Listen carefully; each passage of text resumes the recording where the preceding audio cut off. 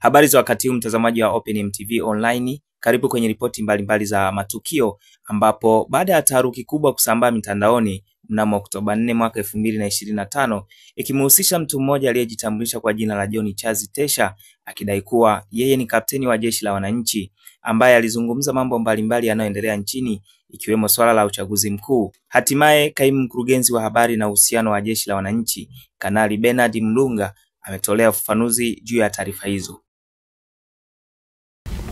Ndugu wananchi, naitwa Kanali Bernard Masala Mlunga, kaimu mkurugenzi wa habari na uhusiano, Jeshi la Ulinzi la Wananchi wa Tanzania.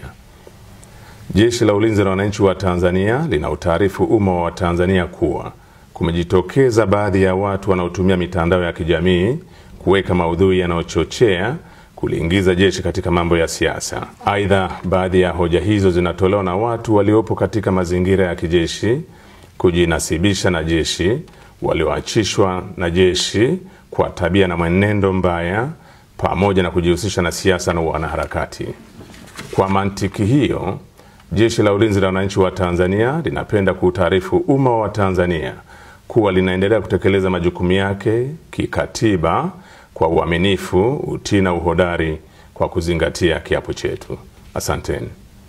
Mimi ni Yohana Mashauri, endelea kufuatia ripoti mbalimbali ndani ya Open Online Media.